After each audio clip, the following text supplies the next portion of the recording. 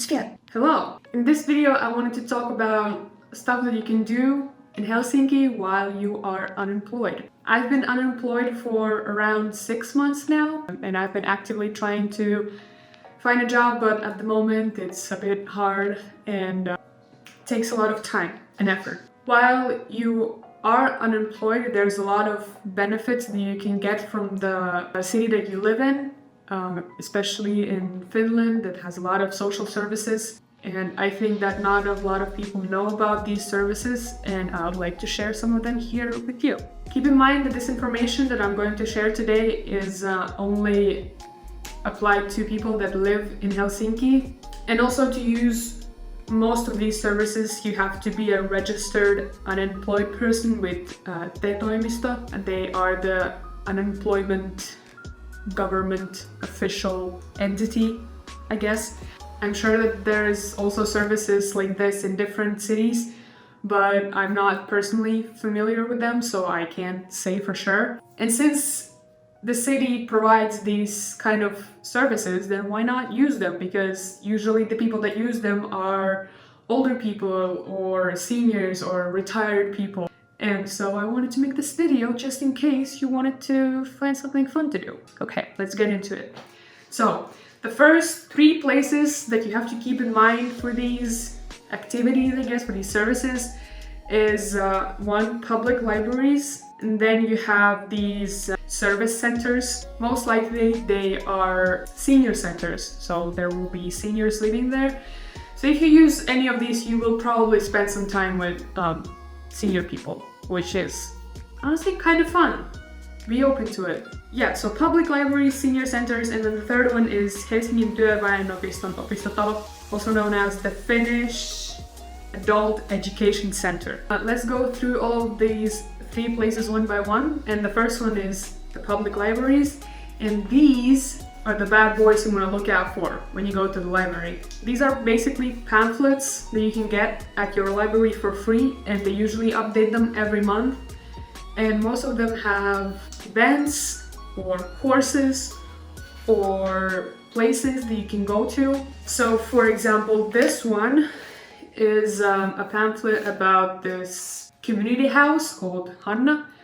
And they basically have all of these events that you can attend to for free. Some of them are sport related, some of them are craft related, and some of them are just to hang out and talk with people one-on-one.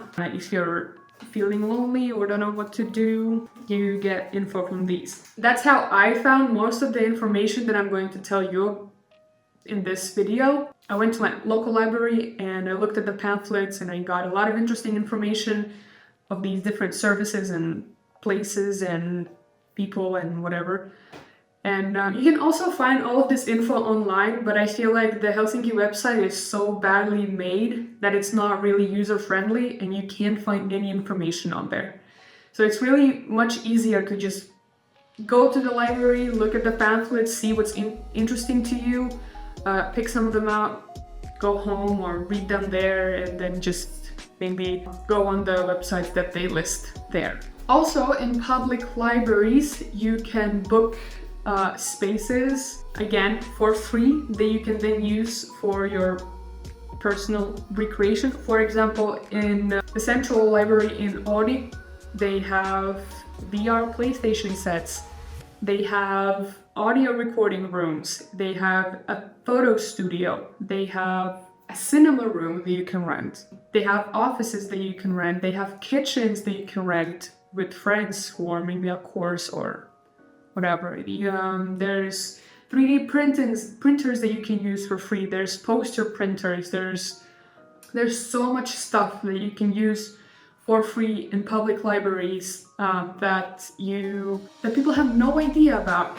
I mean, some of them of course do. You go to Oodi and you see all of these people using these sewing machines and stuff like that, but then I tell my friend that we can have a photo shoot in this photo studio and they have never heard about it. You can also rent stuff from libraries. You can rent stuff for sports, for example, basketballs, footballs, stuff for baseball. You can rent these things that you pick up trash with if you wanted to do a public service, and clean up some trash in the forest.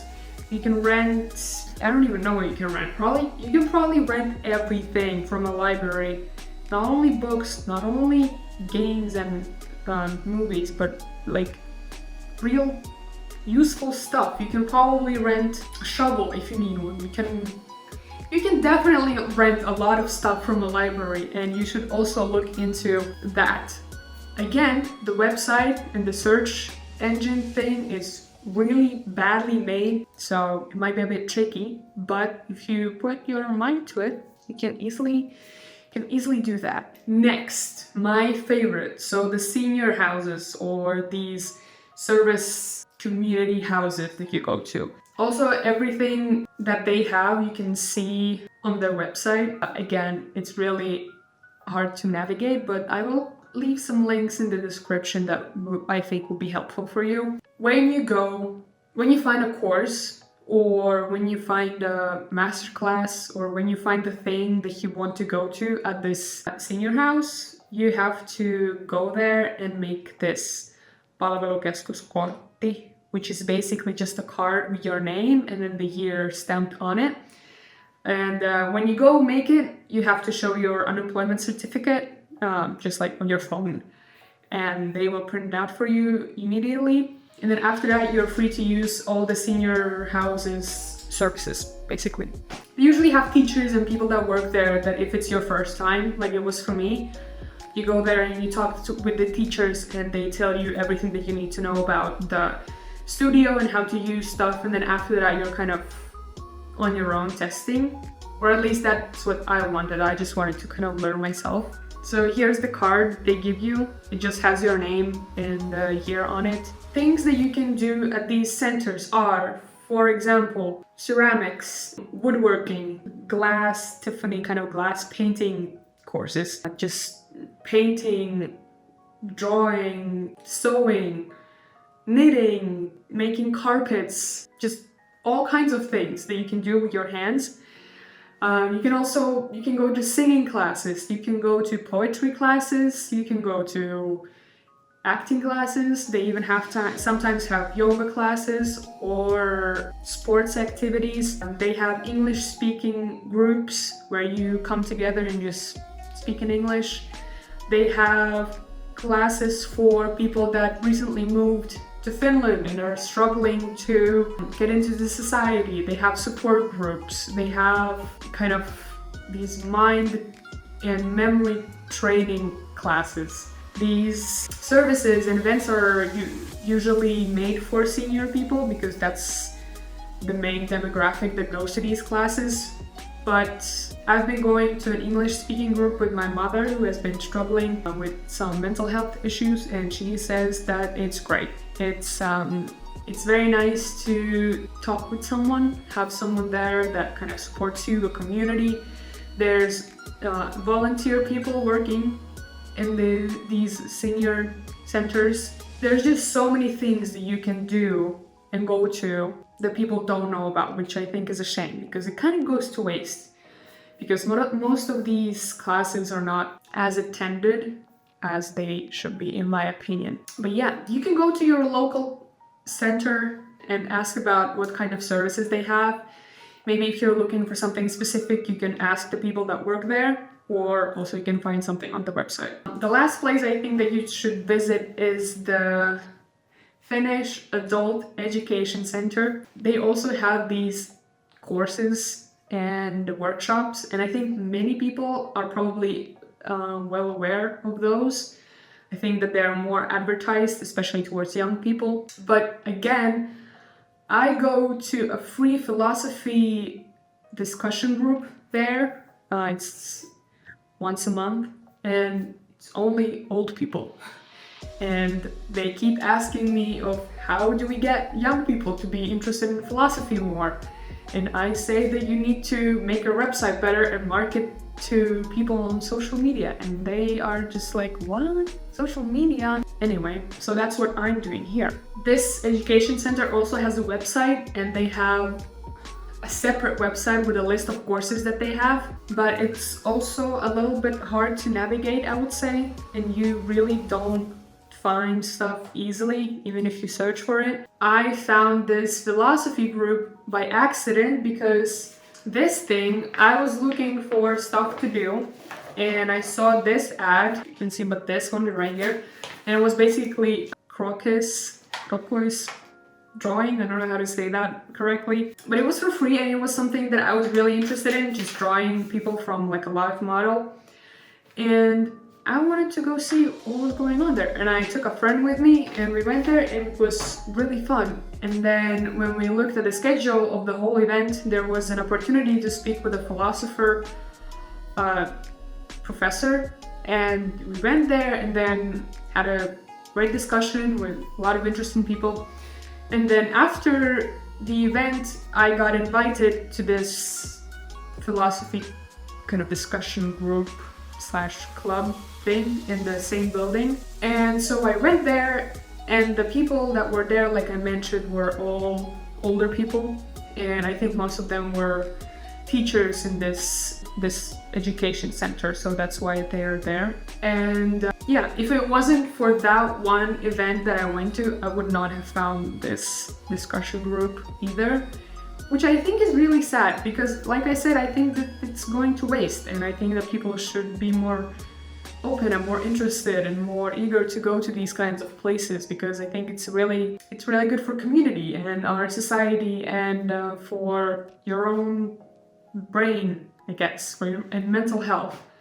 And because most of these events are attended by older people, they get a feeling that we young people don't want to attend these events, even though we do, we just don't know about them, and it creates this kind of clash, I guess. So yeah, I think the last thing I want to say about the Adult Education Center is, like I said, you probably have heard of it because they have English courses and Finnish courses for people that don't speak these languages. But then most of them are paid courses, so you have to pay a course fee, which is some insane amount.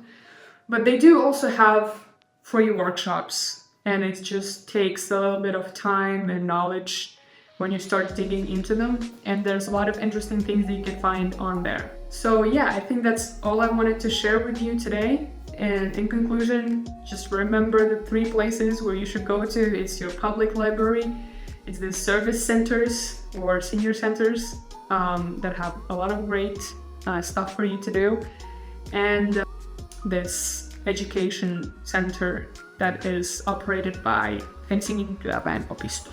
And yeah, thank you for watching. Please look at the links that I've shared with you down below, and maybe share this with your friend, and take that friend and go to a course together, and share what you think. If I have not mentioned something that you would like to share also, please leave a comment, and let's just share all this knowledge together and have fun. And yeah, I'll see you guys in the next one. Thank you. Bye.